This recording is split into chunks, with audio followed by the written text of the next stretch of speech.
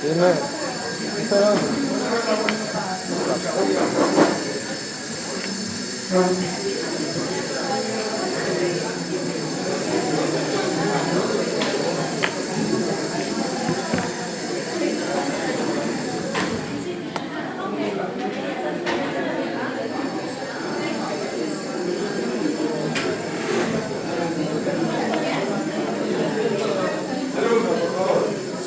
Ruego el silencio máximo que puedan hacer.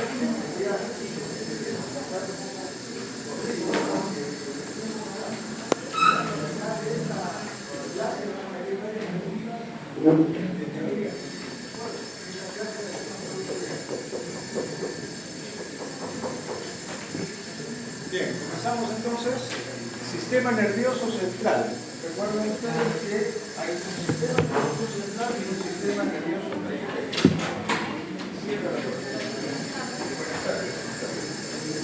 Muy bien, hablemos primero del sistema nervioso central.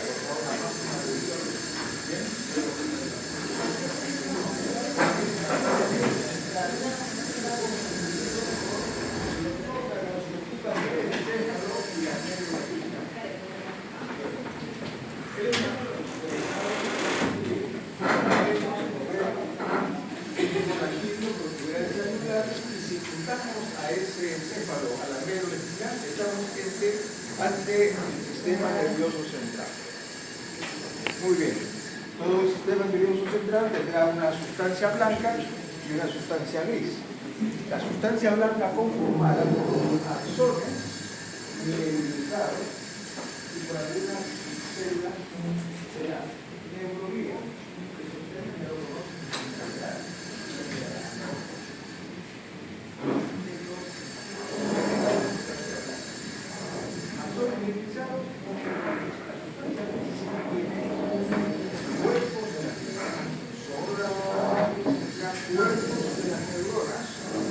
También axones, digamos la primera parte de los axones tendrá las dendritas y las células de la neuroglía. ¿Qué es un neurófilo? Pregunta de examen. Un neurófilo son múltiples áreas del sistema nervioso central donde se agrupan las áreas, cuerpo de la neurona, dendritas, axones y células de la neuroglía.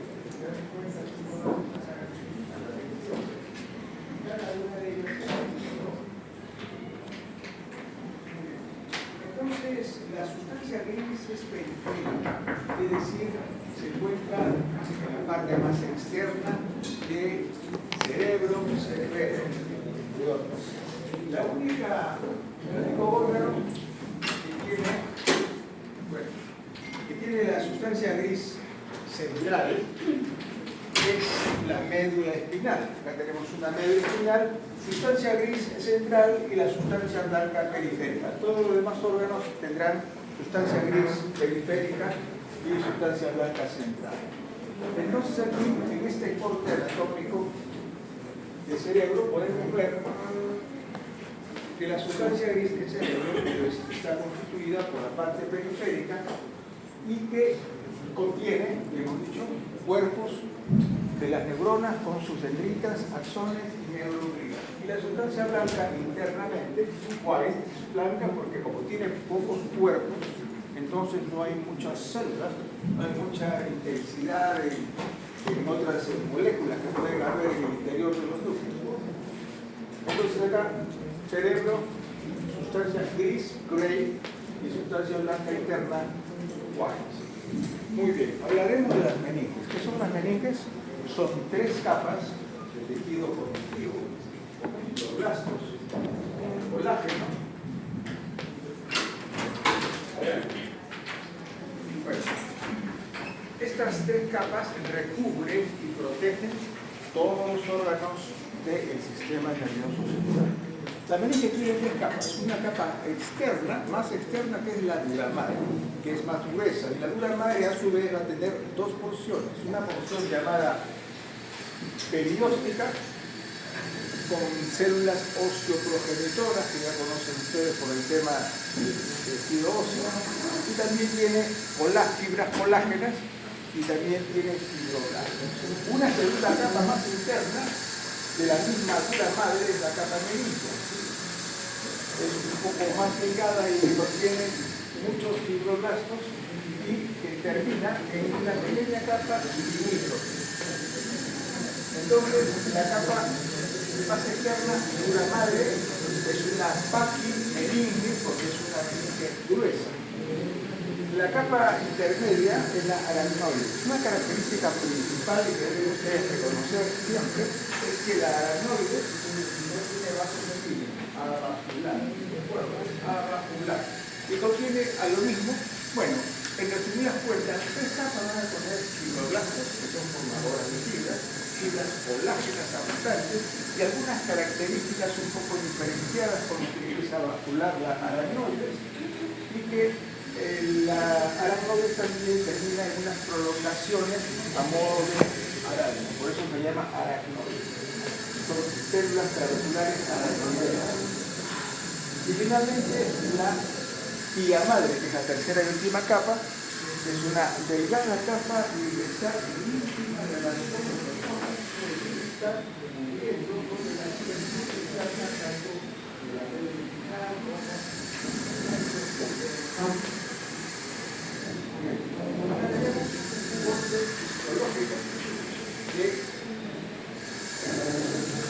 que corresponde a las meninges, contando skull, cuero cabelludo, skull, cráneo y las tres capas. Empezamos con dura madre, con sus dos compartimentos. Dura madre perióstea, recuerden ustedes. Debajo de la dura madre habrá un espacio epidural. Debajo de la dura madre habrá otro espacio subdural. Ahora, habíamos dicho que la dura madre tiene dos capas, perióstea y la segunda capa meninge. Acá está dura madre con el espacio epidural y por debajo de la dura madre el espacio subdural. Debajo de la dura madre tenemos la aracnoide. La aracnoide tiene estas prolongaciones que parecen arañas. Y la aracnoide que hemos dicho que es avascular con vasos sanguíneos. Y por debajo de la aracnoide habrá otro espacio subaracnoideo, para luego tener la tercera y última capa, pía madre, que se encuentra sobre los órganos, en la parte más externa de los órganos. En este caso sobre corteza cerebral, puede estar sobre también médula espinal, como cerebelo. ¿Qué es la barrera hematoencefálica? Como su nombre indica, es una barrera que no permite el paso de elementos sanguíneos o de cualquier célula que se encuentre en la sangre hacia el espacio cerebral. Es una barrera hematoencefálica que es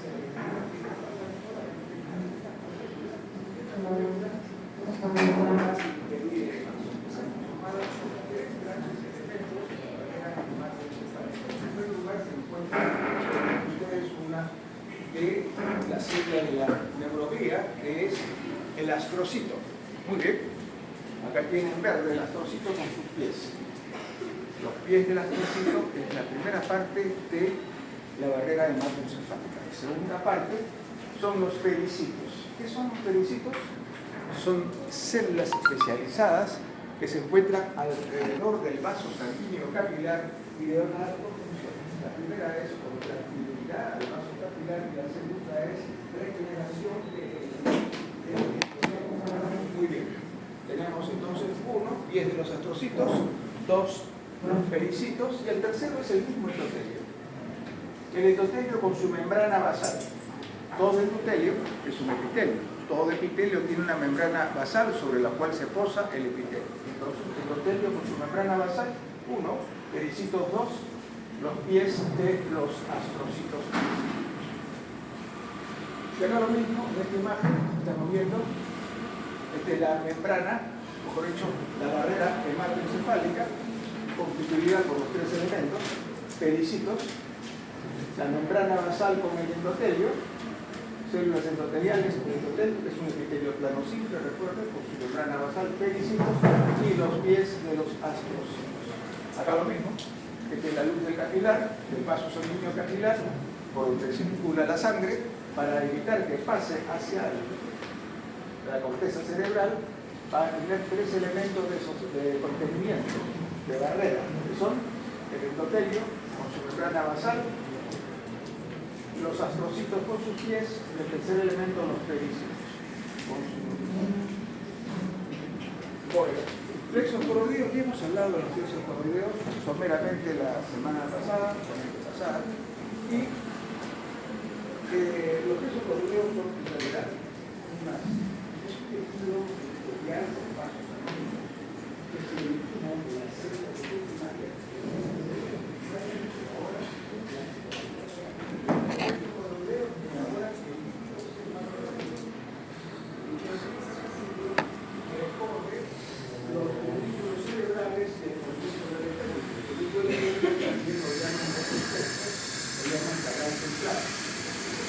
Básicamente eso es lo que corresponden a los plexos coroideos. Hagan ahora el líquido que se reemplaza más o menos 4 o 5 veces al día. El reemplazo es bastante, digamos, frecuente. Cambio. ¿Qué hace el líquido cefalorraquídeo? Baña, nutre y protege el encéfalo y la médula espinal.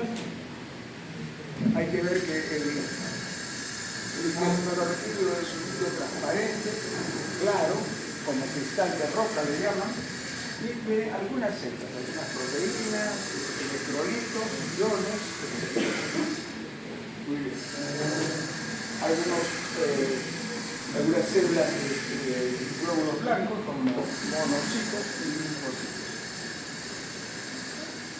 Esta es una imagen del plexo coroideo, que ya lo conocen ustedes, que se ubica en los ventrículos cerebrales y que originan el líquido cefalorraquídeo. ¿De dónde provienen los plexos coroideos? De las células epiteliales. Bueno, este es un corte de cerebro. Aquí solamente quiero denotar que los axones han sido, digamos, con un gran aumento del microscopio. Podemos ver exactamente con esta coloración que es Lugo y barrera, pueden demostrar la gran cantidad de axones con mielina que se encuentran en la sustancia blanca. Sustancia blanca, axones con mielina, son células de la neuroglía. La neuroglía está tanto en sustancia blanca como en sustancia gris. Corteza cerebral. La corteza cerebral es la parte más externa del cerebro. En realidad la corteza cerebral es la sustancia gris. ¿De acuerdo? Entonces se encuentran todas las células, porque los cuerpos de las neuronas se encuentran sobre la sustancia gris, es decir, en la corteza cerebral. Y tienen acá pues todas las áreas, ¿no?, de memoria, aprendizaje, desarrollo. Ahí está en la corteza cerebral, en el hipocampo, etcétera, que seguramente ya lo están estudiando en la biología. Muy bien. Entonces ya lo hemos visto, la sustancia gris periférica, la sustancia blanca más interna. También tiene, ¿no? Entonces, tiene 6 capas, 1, 2, 3, 4, 5 y 6. Las capas son la 1, vamos a hablar un poco rápido de las capas, ya lo van a ver básicamente aquí la presentación y respuesta. La capa más externa es la molecular, tiene células propias y células que provienen de otras capas. Las células propias de la capa molecular, capa 1, son las células de Retzius capa. Son células horizontales que se ubican en la capa 1 que generan proteínas. La capa, además esta capa 1 recibe los axones de capas más profundas. Por ejemplo, de la capa 6, que es la capa del Martinotti, de células de Martinotti que son monocóticas, formas diferentes que se representan, tienen unos axones largos que van a llegar incluso hasta la capa más superficial, la 1. La capa 2 es la capa que es granulosa externa, con células granulosas llamadas células estelares porque se parecen a las estrellas. Capa 3, la capa piramidal externa, porque ya comienzan a aparecer, aunque comienzan a aparecer las piramidales en la capa 2, en el caso de la piramidal, conforme van avanzando hasta la capa 5, van aumentando en tamaño. La capa 3 entonces es la piramidal externa, con células piramidales, que son células en forma de pirámide o triángulos, son las más importantes del cerebro. La capa 4 son las células granulares internas, las mismas de las externas, pero más numerosas y más pequeñas. La capa 5, acá están las células piramidales internas. Células o neuronas son sinónimos. Cuando yo digo el sistema nervioso central o periférico, célula, estoy hablando de neuronas y viceversa. 6, entonces tenemos la última capa, que es la capa multiforme, donde se encuentran las neuronas de Martinoli. Y acá están, esto de prácticas, por ejemplo, puede ser materia de un pasito, de un examen. ¿Okay? Acá tienen que memorar las capas. Esta parte de acá ya es sustancia blanca. Corteza cerebral, que es sustancia gris, la parte celeste, y la parte azul, que es sustancia blanca. Por arriba, la parte más superficial de la corteza cerebral, las meninges. Las capas, acá están, las 6, ya las conocen. Y las células. Capa 1, célula de Retius cajal, horizontal, vean cómo son horizontales. Capa 2, capa de células estelares, que es la granulosa externa. La granulosa externa son células estrelladas, en forma de estrella, o estelares, ¿de acuerdo? En forma de estrella. La capa 3, la capa de las células piramidales, en forma de pirámide, que van creciendo en tamaño hasta llegar a la capa 5, donde hay células gigantes, las células gigantes de PETZ, P-E-T-Z. Muy bien. Luego, más profundamente, tenemos la capa 6, células de Martinoli. Miren en los axones muy largos que van a llegar hasta la capa 1. Digamos, acá, lo que ya dije está acá escrito, ¿cierto? Capa molecular, Retius cajal, la neuroglía está presente en las 6 capas. Así que ya no repetiré neuroglía en cada una de las 6 capas. Células de Retius cajal, que son las neuronas principales de la capa 1, que sintetizan muchas proteínas, y también reciben prolongaciones de las células de Martinoli. La capa 2, ya hemos dicho que tiene células granulosas, capa granulosa externa, en forma de estrella, y algunas células de la neuroglía que están en todas. Finalmente la piramidal externa, como van creciendo conforme van avanzando las capas más profundas. La capa 4, que es la granulosa interna, son más pequeñas pero más numerosas en las células, que son las células granulosas estelares. Y la última multiforme, ¿no? Que son las células de Martinoli. Cerebelo, bueno, el cerebelo tiene una forma de coliflor, tiene invaginaciones, invaginaciones y evaginaciones en toda la superficie del cerebelo, como un árbol, una arborización. Y por supuesto que externamente ya sabemos que la capa más profunda de las meninges, la vía madre, también va sobre toda la superficie, incluyendo también a las invaginaciones, cubre toda la superficie del cerebelo. La capa, mejor dicho, el cerebelo tiene histológicamente 3 capas. La capa más externa, capa molecular, una capa interna oscura porque se llama capa granulosa, tiene granos, ya explicaremos qué contienen esos granos. Entre las 2 capas hay una capa intermedia que es la capa de célula de Purkinje. Las células de Purkinje, al igual que las células piramidales del cerebro, son 2 grandes ejemplos de esas células que en la semana anterior o en la clase anterior de generalidades dijimos que eran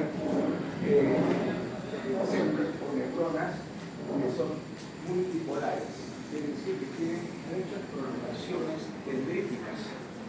Y acá las dendritas de las células de Purkinje, que son las células principales, que se ubican justamente en el interluz, entre la capa molecular y la capa granulosa. ¿De acuerdo? Ahí en fila india se van ubicando las células de Purkinje, cuyos axones van hacia adentro, hacia la capa de la granulosa, o células granulares, y sus dendritas van hacia la capa molecular. Corteza cerebelosa, que es la parte de la sustancia gris, bueno, contiene estas 3 capas, ya hemos dicho, dejando una sustancia blanca mucho más adelgazada. Esta parte clara es la sustancia blanca. Igualmente la sustancia blanca del cerebelo contiene axones mielinizados y células de la neurona. ¿Ok? ¿Qué contiene las células? ¿Qué células contiene la capa molecular? Contiene las células en cesto o canasta. ¿Qué son esas células de cesto o canasta? Son células cuyas prolongaciones van a envolver a cada una de las células o neuronas de Purkinje para protegerlas. Vamos a ver células en cesto en la capa molecular. También encontramos células estelares con mano estrecha. En la capa más profunda, que es la granulosa, hay mucha más cantidad de células. Están las células granulosas, que contienen gránulos, y esos gránulos contribuyen a la formación, o a la actividad principal que tiene el cerebro de controlar el equilibrio y la interconexión de, la función motora y sensitiva. Eso lo veremos más adelante. Por último, aquí en la capa granulosa, la más poblada de células que contienen gránulos, y estos gránulos son en realidad de las células granulosas, van a formar una sinapsis. Esas sinapsis, y siempre preguntan en los exámenes teóricos, esas sinapsis se conocen con el nombre de glomérulos cerebelosos. Los glomérulos cerebelosos se encuentran en la capa granulosa. En los cerebelosos están constituidos por tres elementos. Están constituidos por unas fibras musgosas que corresponden a axones que vienen de otros órganos cercanos, como por ejemplo el cerebro de la médula espinal, llegan axones a la capa granulosa. Esas se denominan fibras musgosas, que es el primer elemento de la sinapsis denominada glomérulos cerebelosos. El segundo elemento son unas células propias de la zona o el área granulosa, que son las células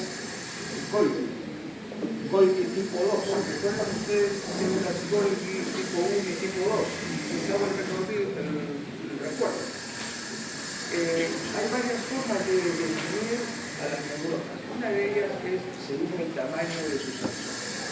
Según el tamaño de sus axones pueden ser Golgi tipo 1, son neuronas Golgi tipo 1, que tienen axón largo, y Golgi tipo 2, aquí tenemos células Golgi tipo 2, que forman parte de este glomérulo cerebroso. Entonces tenemos fibras musgosas, células Golgi tipo 2, axones cortos, el tercer elemento, dendritas propias de las células granulosas de esa capa.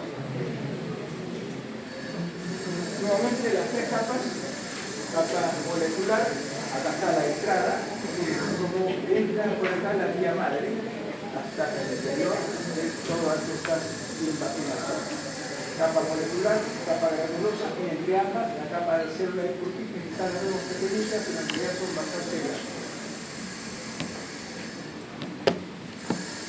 Capa molecular, capa de células de Purkinje y capa granulosa. Las características de cada una, ya 20 minutos. La capa molecular, todo lo que hemos conversado, ¿no? La capa externa tiene sus neuronas, por ejemplo, las neuronas que son en cesto o en canasta, tenemos las neuronas estelares y reciben en su superficie las dendritas de las células de Purkinje. En realidad las células de Purkinje por sí solas constituyen una capa, una tercera capa. Capa de célula de Purkinje, una de las tres. De la capa molecular, la capa de célula de Purkinje que envían sus prolongaciones dendríticas hacia la capa molecular y su axón a la capa granulosa. De la capa granulosa ya hemos hablado de las células granulosas que contienen gránulos que están, digamos, dentro de las células y contribuyen a la actividad del cerebro, básicamente para el equilibrio, para, digamos, la interconexión sensitiva y motora sobre todo. ¿Okay? Y los glomérulos cerebelosos. Bueno, acá no sé por qué se agranda esta parte, pero en el relato está correcto. Ahora ya veremos cómo lo arreglamos. Pero si la pasan al relato de una presentación está amorfa. ¿Cuáles son las neuronas del cerebelo? La célula de Purkinje conocidas, células de la capa granulosa, células de Golgi tipo 2 del subcorpo. ¿En qué capa está? Granulosa. Células estrelladas, ¿en qué capa está? Molecular. Células en cesto, capa molecular. Células de Purkinje coordinan la función motriz y el equilibrio. Acá está la célula de Purkinje. Miren, ustedes ya les hemos dicho de que se trata la célula de Purkinje de una neurona de tipo multipolar porque tiene múltiples prolongaciones dendríticas que todas se dirigen hacia la capa molecular. ¿Qué capa será esta? Granulosa. ¿Por qué? Por las células granulosas, granulos oscuros, células de Golgi, que es el segundo elemento que representa, y también cuando hablamos de glomérulos cerebelosos vamos a ver la sinapsis. La sinapsis está constituida por las fibras muscosas que provienen del cerebelo, provienen del cerebro, del nervio espinal. Cuando hablo de fibras, estoy hablando de axones. Una axón es una fibra. Axones que provienen de esa zona, las fibras rugosas, tenemos las células de Golgi, que son de esos cortos, Golgi tipo 2, y por último las dendritas de las células granulosas. Tenemos los tres elementos del glomérulo cerebeloso, que es una sinapsis. Células en cesto, miren ustedes que vienen de la capa molecular, vienen los axones, sobre todo, de algunos cuerpos, que van a envolver a manera de protección a las células de Purkinje. En cesto o en canal,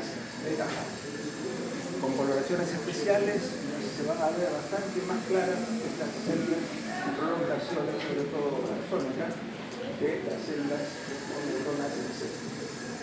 Vuelven a las células de Purkinje. Médula espinal coordina el cerebro con los órganos sensoriales y motores. Bueno, de médula espinal vamos a decir lo siguiente.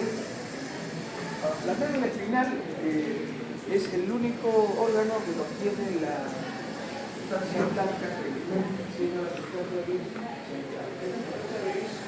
Tiene una forma de H que tiene un cuerpo con dos partes, pero que están conectadas por un pequeño puente.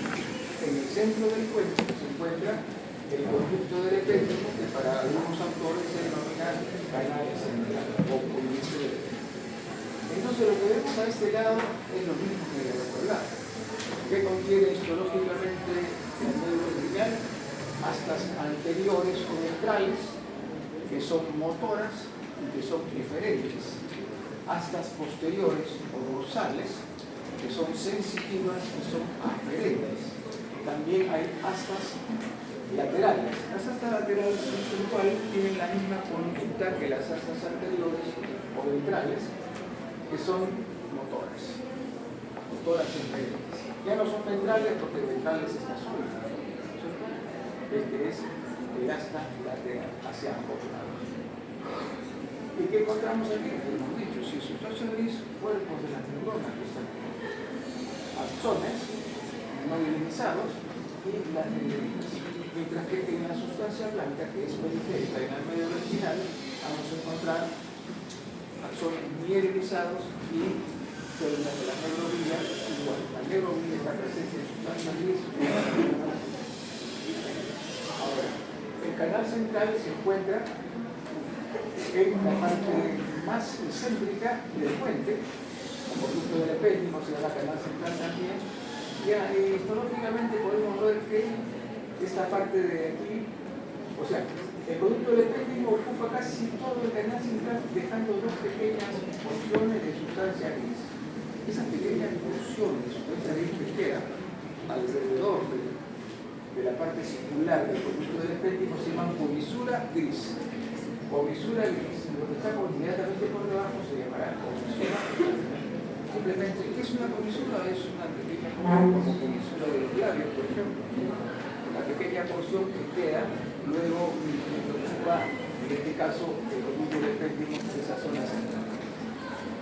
Más características, porque ya sabemos que, como cualquier órgano del sistema nervioso central, está rodeado por, primeramente, porque son las tres meninges, la meninge más interna y la guía madre, que principalmente negra, esta zona anatómicamente tiene dos hendiduras. En parte, primero comenzando siempre por lo anterior, tenemos la fisura media anterior, que es una hendidura, una encapsulación anatómica, y que también penetra la guía madre, pasa con el surco medio posterior. Puede llamarse posterior o dorsal, puede llamarse anterior o ventral.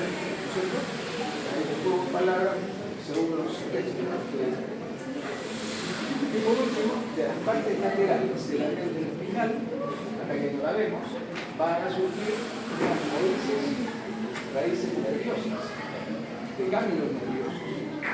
La parte superior, que es dorsal, se llamarán raíces dorsales.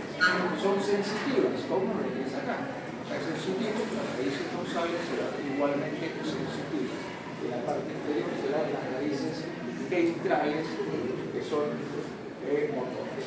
Entonces, raíces, estas son las raíces dorsales y raíces ventrales, a ambos lados. Y las meninges se colocan de esta manera: vía madre, aracnoides y dura madre. Las raíces, en el momento de su salida, van a traspasarla solamente en la salida. Acá, bueno, igual, esta imagen se presta para preguntar examen, que observa aquí. Bueno, en 2 minutos tenemos que hablar aquí, o menos. Sustancia gris con cuerpos, acá se ven los cuerpos, acá se ven los cuerpos acompañándose de las células de la neuroglia, que son más pequeñas y más numerosas que los cuerpos, de las neuronas mismas, y no son por ahí. Por ahí puede llegar una pregunta indirecta en que si las células de la neuroglia son neuronas. No son neuronas, aunque están alternando con las células, en este caso neuronas. Muy bien. Y la sustancia blanca podemos ver acá, a lo lejos, axones con mielina alrededor. La mielina es la parte blanca que rodea cada punto azul, que es un axón. Conductor central, o canal central, el puente que vemos acá con el conducto del epéndimo, canal central. La luz del canal, la luz del conducto del epéndimo, bueno, el conducto ya es oral, está tapizado por las células epidimarias. Recuerdan ustedes, estas células epidimarias tienen el epitelio púbico o cilíndrico bajo con cilios. Casi toda la circunferencia tiene cilios. Acá tenemos comisura gris, comisura blanca, comisura gris. Sustancia gris, ¿cómo la reconocemos? Diferencial. Sencillo. La sustancia gris tiene cuerpos neuronales, la sustancia blanca no.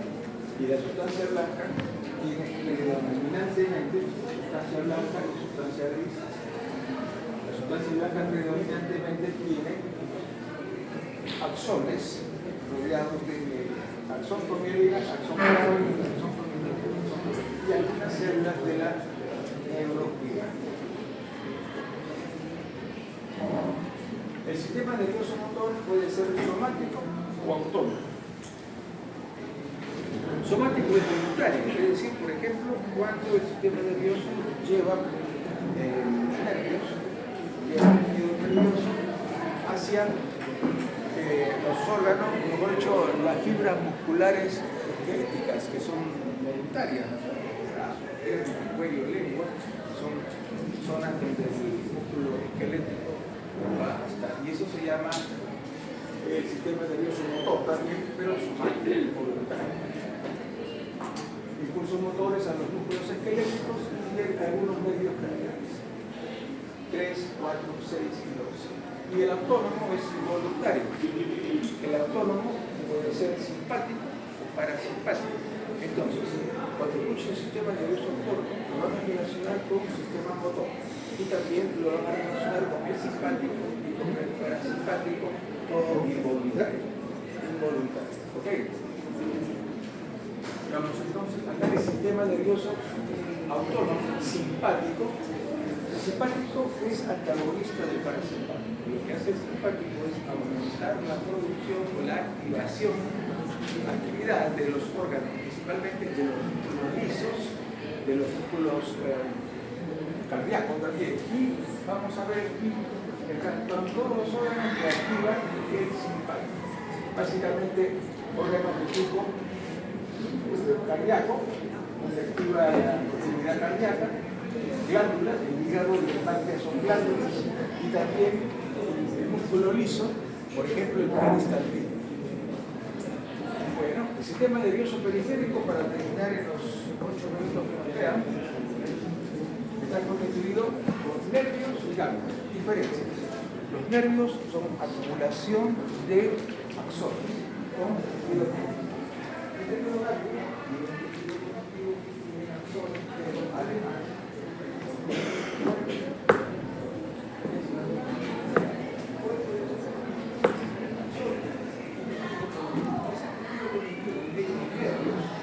Van a formar 3 elementos, así como conocemos en tejido muscular epimicio, perimicio y endomicio. En los nervios, tejido nervioso, habrá epineuro, que rodea todo el nervio, epineuro, perineuro, que rodean los fascículos nerviosos, que ya veremos luego, y cada fascículo nervioso tiene en su interior a los axones, y cada axón está rodeado por el entorno. Los nervios pueden ser sensitivos, pueden ser motores, pueden ser mielinizados o no mielinizados, pero los nervios son axones, fibras nerviosas igual a axones. Pueden tener mielina, pueden no tener, pueden ser sensitivos, pueden ser motores, algo similar pasa con los ganglios. Pueden ser sensitivos, pueden ser motores. Y cuando son motores, pues estos ganglios son del sistema autónomo y simpático y parasimpático. Bien, bueno, los nervios periféricos pueden tener su vaina de mielina o no tenerla. Estos axones, ambos, con mielina y sin mielina, conducen el impulso nervioso. Sin embargo, lo conducen más rápido si quieren. Y lo conducen más rápido porque entre porción de mielina y mielina hay muchos espacios sin mielina. Esos espacios se denominan nódulos de Ranvier.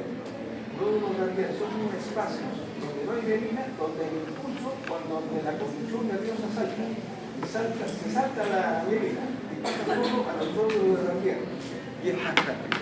Y eso se llama conducción saltatoria. Y la continua también conduce, pero mucho más lento. Acá tenemos, este es un ganglio. ¿Por qué es un ganglio? Porque contiene cuerpo. ¿Bien? Es un ganglio sensitivo. Y tiene pues cada neurona del sistema nervioso periférico. Su núcleo, dice que el núcleo es un poquito ladeado, un poquito excéntrico, y tiene células satélites. Las células satélites, que los ganglios tienen una función definida, son como células de la neuronía presentes muy cerca de cada uno de los cuerpos neuronales para proteger y sostener. Células satélites.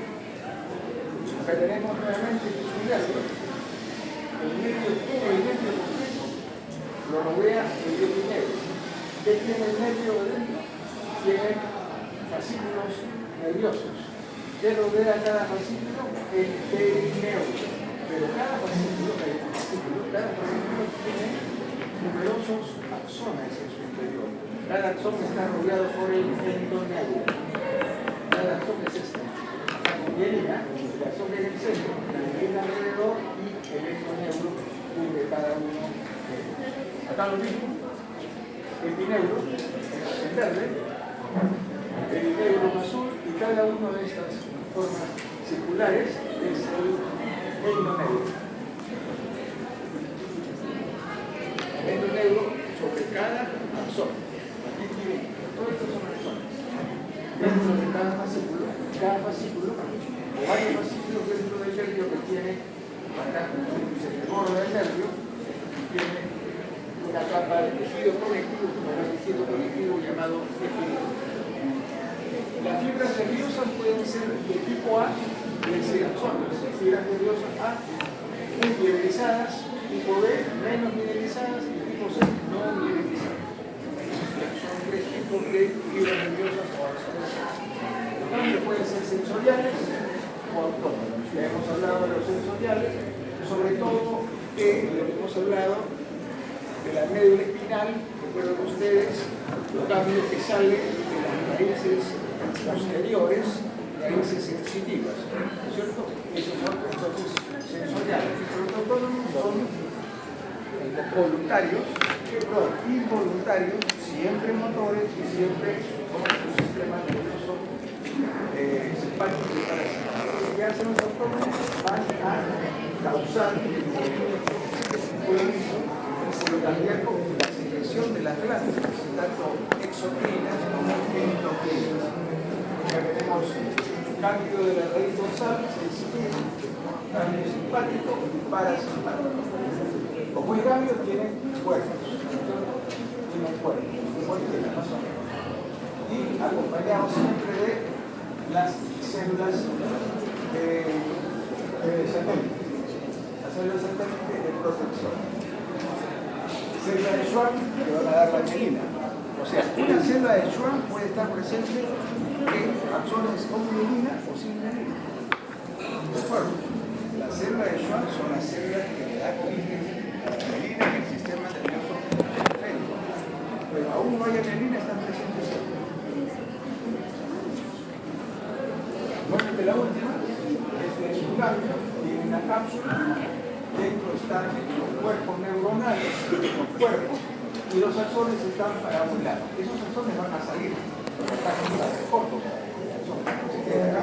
Salen y se llaman nervios postganglionares. ¿Qué es un nervio para pensar? ¿Qué es un nervio postganglionar? Son aquellos nervios que están por un ganglio, salen de los axones y van a dirigirse al lugar donde van a encontrar su